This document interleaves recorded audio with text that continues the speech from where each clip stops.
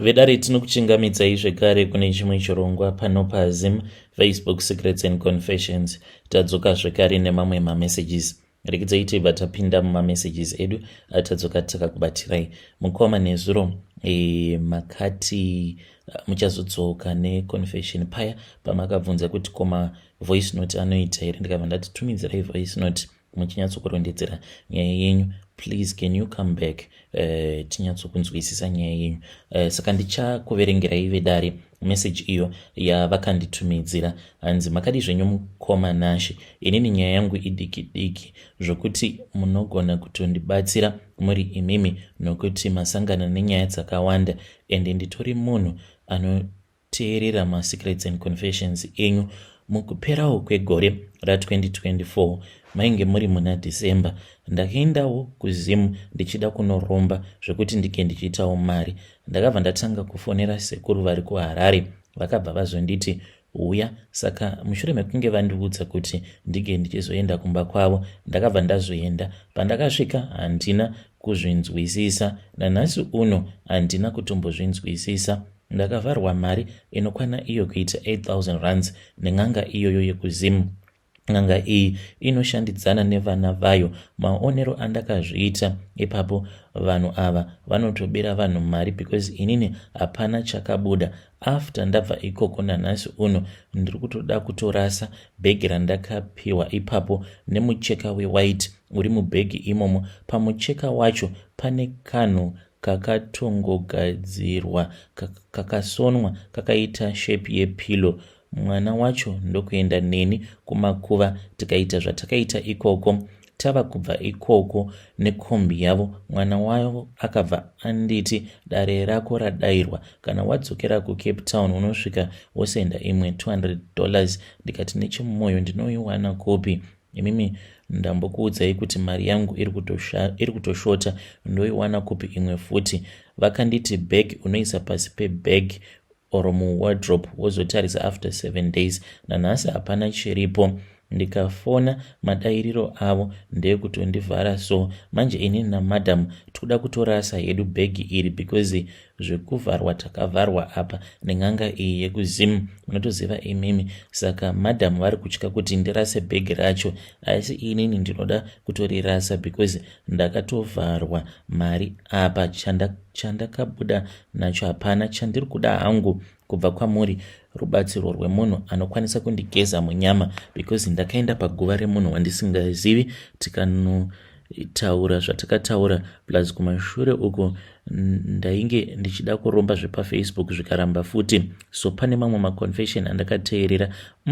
Mwari mukuru chaiye. Ndava kuda kuitawo zvekunamata asi mari yangu haina chairi kushanda kubva kare. So kana paine anobatsira zvamwari chaizvo zvekugeza munyama wekumakuva wandakabata uyo, ndipeiwo number please. Every day ndinoteerera maconfessions enyu kunyangwe the whole day. Hey, vedare ndo message iyo yandakatumidzirwa ichibva kuna ndo message yandakatumidzirwa ichibva kuna mukoma vedu. Saka mukoma, sezvamakataura, please can you come back to my inbox and then you give us the rest of the confession.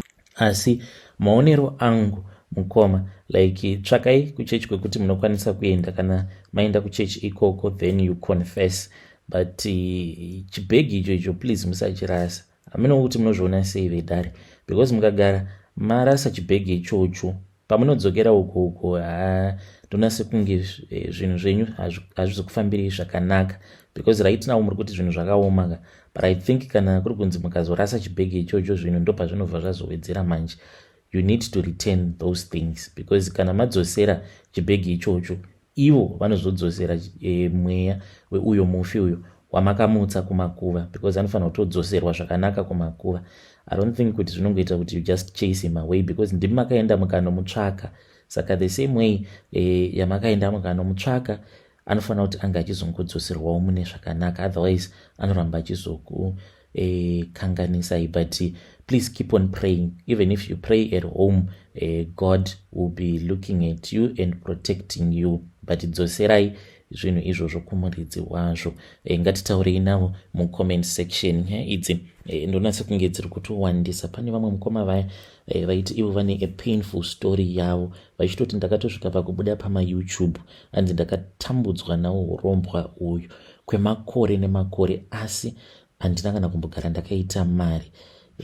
Zvakangoma hazvo veduwe.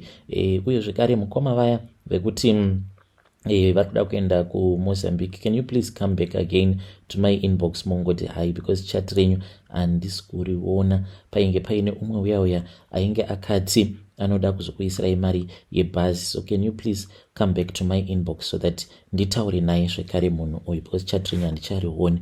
Regedzai tibva taenda panyaya yedu inotevera. Nyaya yedu inotevera yakamira sekudai so. Hanzi makadi zvenyu mukoma, ndinokumbirawo kuti muge muchindiposterawo nyaya yangu makaviga chitupa changu, so ininiwo ndinoita zveu slay queen mufunge zvenyu, and I had to fake my pregnancy to keep myself with this wealthy blesser. But now nyaya iripo ndeyekuti murume uyu akazondibvunza kuti ko iwewe paya inga 1 wakati une pamoviri, saka ndakabva ndati iwe nhumbu yacho yakazobva. Akati iwe unoreva kuti ndinokumitisa inini, then ubva wandiudza kuti ndine nhumbu iyoyo yobva yazobva, wobva watadza kundiudza kanjani. Mukomana chi ndakangopererwa because ndainge ndisati ndanyatso kuita game plan yekuti ndomuudza kuti kudii. Saka right now mukoma, we have been trying for another baby. Ndazama zvose mukoma nashe, but zviri kuramba. Nai hakunawo here umwe munhu anokwanisa kundibatsira nemaremedies, kunyange zvake munhu wekuti anokwanisa kutongondimitisa, because I really want to keep this man. Iyewo on his side angori nevana vasikana, saka kwandiri ari kutotsvakawo mwana mukomana. Please assist me. Ndichange ndichizotevererawo ndiri mucomment section. I do not want my man to leave me, because ipapo when he discovered the truth, he left me broke and alone, and I really depend on him. Pasina iye mukoma handitorarami kana kutoilet, handingamboendi kutoilet. Kundinogoenda kutoilet chikafu chacho ndinenge ndachiwana kupi. I am surviving on him. Ndambozama kuti ndinge ndichibatirawo pamoviri, but zviri kuramba. I don't know why. Vedare ndo message iyo yandakatumidzirwa ichibva kune mwanasikana uyu. Zvakangoma hazvo veduwe, ngatimubatsireiwo mucomment section mwanasikana uyo. Regedzai tibva taenda panyaya yedu inotevera. Nyaya yedu inotevera yakamira sekudai so. Hanzi makadi zvenyu mukoma, ndinokumbirawo kuti muge muchindiposterawo nyaya yangu makavigawo chitupa changu. So pane issue iripo, amai vangu ivo vanoitawo zveun'anga. Even though vainge vakambotendeuka vakatosiya izvo zvose zvavainge vachishandisa, ipapo mukoma nashe pavakati vainge vafunga kuita zvekunamata, mhuri yose yakatofara mukoma, but amai now vava kutanga kuita zvekare zvekun'anga. Ivo vanoti ipo paya zvinhu izvi hazvina kupiswa, zvimwe zvacho vakaenda vakanozvisiya muninga. Saka mweya wavo wakazovaudza kuti vange vachienderera mberi nebasa racho rekurapa. Kutaura kudai ndichikutumidziraiwo confession yangu mukoma, just send me a link ndiri kuno, kana data handitomborina. Ndichazoti kana ndadzoka kuSouth Africa kubasa, ndipo apo pandichazokwanisa kuzoona episode yacho zvekare nekuzoteerera. Saka nyaya iripo mukoma ndeyekuti ivo amai vari kuda kundipa mushonga, saka handizivi kuti mushonga uyu ndougamuchira here. KuSouth Africa ndiri kuzodzoka at the end of January, because last year handina kana kumbogara ndakatora leave. Saka murungu akabva ati chienda kuChristmas and then you take your leave muna January. So please help me. Ndine mushonga wavakati kana ndikakupa mushonga uyu mwana wangu ndakaupiwa nevamwe sekuru vandakasangana navo kune rimwe bira. Sekuru ava vanobva kuMozambique, saka vakandipa mushonga uyu. Saka ndikuda kukupa mushonga iwoyo. Pose paunenge uri, mushonga uyu unofanira kuti unge uchizofamba nawo. Zvichaita kuti murungu wako ange achizokuda, uye zvekare asangokuda chete zvemuromo, but ange achizotokupa mari yakawanda. Saka ndiyo nyaya yacho mukoma nashe. Todawo kuti mhuri yeZimbabwe inge ichindibetsera ipapo nemazano. Pandinodzokera kuSouth Africa ndotora here mushonga iwoyo. Ndinotya because vane zvimwe zvinhu zvavakazondiudza. On top of that vakabva vanditi asi kana mudzimai wako kana ari kunguva kwake, zvaunofanira kuti unge uchiita ndezvekuti unomunyengerera obva warara naye only once, but mukunorara naye chizama kurara naye usingashandise dziviriro. Naye mukoma, zvinoita here kurara nemudzimai wako iye ari kumaperiod musingashandisirane dziviriro? Handizokuvari here? Zvekare hadzisi mhiko here idzodzo dzandava kutoitiswa namai vangu? Please help me. Vedare ndo message iyo yandakatumidzirwa ichibva kuna ID uyo. Ngatizamei kuti tinge tichitaura naye ID uyu mucomment section. Zvakangooma azvo veduwe. Regetsai tibva taenda panyedu inotevera. Nyedu inotevera yakamira sekudai. Hanzi makadi zvenyu mukoma Nash, ndinokumbirawo kuti muge muchindiposterawo nyaya yangu makavigawo chitupa changu.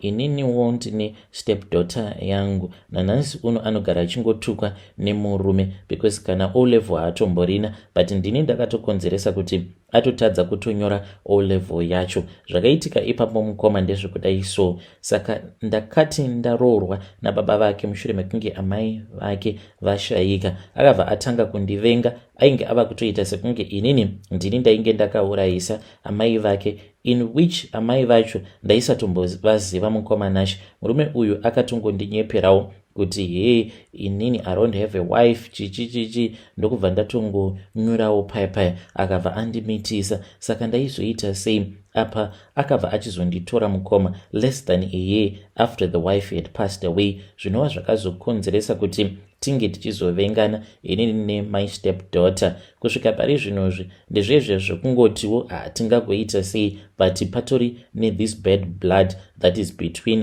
us. Saka nyaya iripo mukoma Nash ndeyekuti ipapo akazoti ava kuda kunonyora form 4 yake, ndo pandakabva ndachizoronga dhiri like ndine umwe mupurisa uyo wandakambodanana naye. Saka mupurisa uyu even though ainge ari kuBulawayo, ndakabva ndamuudza kuti painge paine munhu wandainge ndichida kuti ange achizosungwa, kati no problem, but akabva anditi for old time's sake sha ndikuda kutoti iwewe neni tinge tichitombo pama nazvekare. Ndakabva ndati it is okay, hapatomborina kana problem. Akabva achizouya kuHarare. Saka ane mafriends ake akati auya kuHarare then ndokubva paya tachizorara tose. Saka akabva achizonditi do not worry, tichamuwanira plani chete. Then takabva tachizoronga dhiri racho, then ndokubva achizosungwa. Mwana uyu akasungirwa mahara mukoma, and then they kept her in custody for a very long time. Dhiri racho kuti rinoita here kuti ndiritaure mukoma, but okay, she was just walking in town. Akati achifamba mutown, then pane zvakaiswa muhandbag make, mbanje dzakaiswamo neimwe foni yainge yakabiwa. Saka akazoti ava kunokwira mukombi ndopaakazongokaruka atosvikirwa nevamwe varume vakamudza kuti vainge vari maCID, but nyaya yacho vainge vachitoiziva zvavo kuti yainge iri nyaya yefake. Ndokubva atobatwa mwana kwava kuendeswa kuCentral paya, ndokubva atogara mujeri mukoma, but kutongorakidza kuti zvainge zvitongori zvefake. Dhoketi rakatongovhurwa mukoma, idhoketi risina kana kutomboentwa musystem, it was just a fake docket. Saka mwana uyu mukoma akagara mujeri kusvika vamwe vake vose vapedza kunyora, then ndopa akabva achizoburitswa mujeri. Mukoma, kana mukaposta nyaya yangu ndizivisei, ndichange ndichizotevererawo ndiri mucomment section. Zvandakaita ndakakanganisa, yes I do know, but zvinoitawo here kuti kana kuri kunzi ndikazogara naye pasi mwana uyu ndobva ndachizomuudza, ndichange ndichizotevererawo ndiri mucomment section. Vedare ndo message iyo yandakatumidzirwa ichibva kuna stepmom avo. Ngatizamei kuti tinge tichitaura navo stepmother ava mucomment section. Zvakangoma hazvo veduwe. Pakaipa zvamakaita hutsinye. On top of that, you cheated on your husband naofisa vekuBulawayo. Kuri kuda kungoti mwana uyu asungwe. You are an evil stepmother.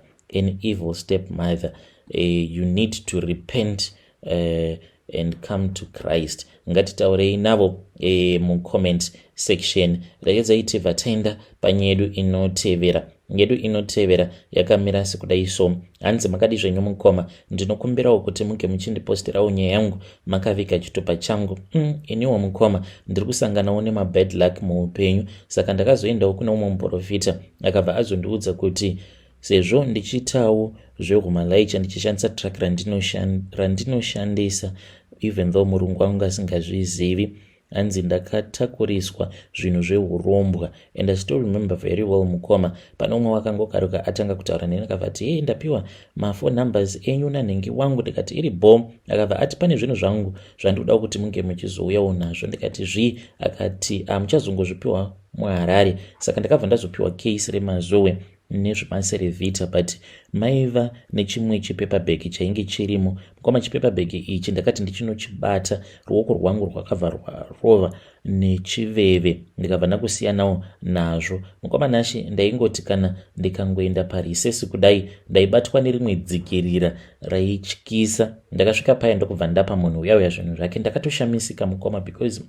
kana ziBenz ainge achifamba naro murume iyeye rainge richityisa. It was a very beautiful car. Akabva atondisira mari yakawanda. So now iripo ndeyekuti ndinosangana nemabad luck. Just last year I had 4 accidents mukoma, 4 accidents that I had. Ndakatoti ndiri pabhodha mukoma, motikari yangu yakatongodonedza load mukoma. Takatomira titori pabhodha, load ikatongodona just like that. Saka zvinhu zviri kungoitika muupenyu hwangu, it's bad luck after bad luck. Saka ndakazoendawo kuno mumwe muprofita uyo akazonditi baba, ndikuona kuti makabatiswa imimi zvinhu zvehurombwa, saka pari kutoda kutoti munge muchichenurwa. Muprofita uyu ndewe kuDurban. Manje iye ari kuti anoda 12,000 rands. Zvino mari yakawanda kudaro handitomborina, because kubasa uku ndava kutongoshandira murungu mukoma. Tai kana rikaputika, murungu he does not understand, anobva atondibatira mari, ende anotongobata mari yacho yose zvezve zveutsinye. Kana mhuri yangu dzimwe nguva inotofa nenzara. Ndava kutongoraramiswawo nemadhiri. Please ndibetsereiwo, uye zvekare iyambiro kune vamwe matransporter. Kana ukabatiswa zvaunenge wabatiswa, especially zvinhu zvinenge zvichibva kuzimu, nyatsokubvunzisisa kuti munei chaizvo chaizvo muzvinhu izvozvo zvaunenge wabatisiwa. Please assist me Vedari. Munozivawo here munhu anokwanisa kundibetsera at a lower price, kana kuti munhu anotanga andibetsera then after kana zvangu zvazoitawo ndobva ndachizomubhadhara. Ndichange ndichizotevererawo ndiri mucomment section. Hey Vedari, ndo message iyo yandakatumidzirwa ichibva kuna mukoma vedu. Hey, zvakangooma hazvo vedu we. Hanzi yambiro yangu kune matransporters ose ndiyo yekuti verify usati wagamuchidzwa zvinhu chiti zvinhu izvi zviri kuenda ku South Africa, because unokwanisa kutotakuriswa zvinhu zvehurombwa. Yo, zvakangooma hazvo vedu we.